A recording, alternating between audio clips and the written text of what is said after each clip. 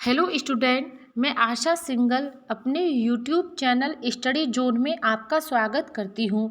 इस वीडियो में मैं आपको बीएड सेकेंड ईयर का पेपर समावेशी विद्यालय का सृजन का एक बहुत ही महत्वपूर्ण टॉपिक विशिष्ट बालक पढ़ा रही हूँ, जो काफ़ी महत्वपूर्ण है। अब पढ़ते हैं विशिष्ट बालक।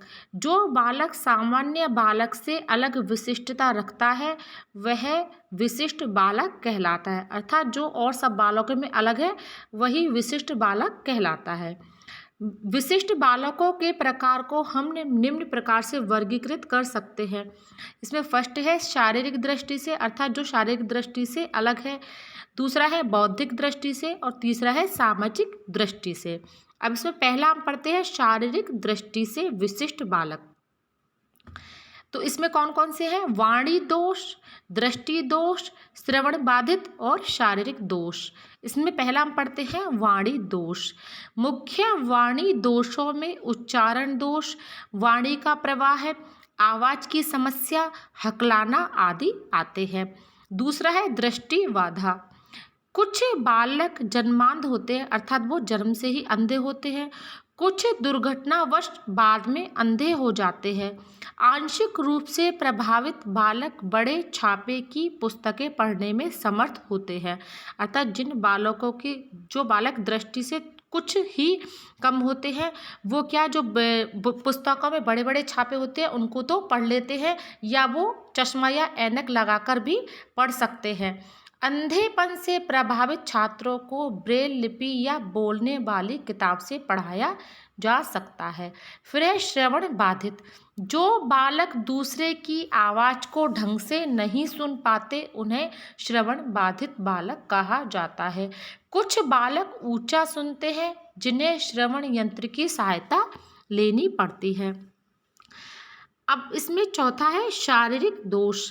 ऐसे बालक स्वयं विद्यालय नहीं जा सकते, उन्हें विद्यालय जाने में बाहरी सहायता लेनी पड़ती है, अर्थात किसी और की उन्हें सहायता लेनी पड़ती है। तो ये हो गए शारीरिक दृष्टि से विशिष्ट बालक। अब है बौद्धिक दृष्टि से विशिष्ट बालक। इनकी पहचान बुद्धि परीक्षण के द्वारा की जाती है।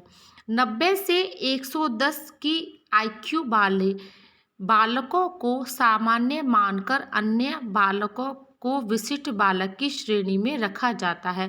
अर्थात जिन बालकों का IQ लेवल 90 से 110 होता है वो तो सामान्य बालक है।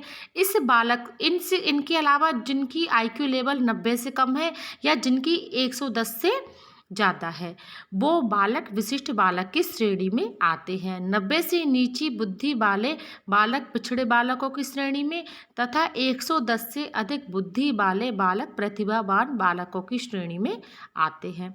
इन्हें 4 श्रेणियों में बांट सकते हैं, जिसमें पहला है प्रतिभाशाली, जिनकी बौद्धिक योग्यता तथा सामाजिक समायोजन की योग्यता अन्य बालकों से अधिक होती है।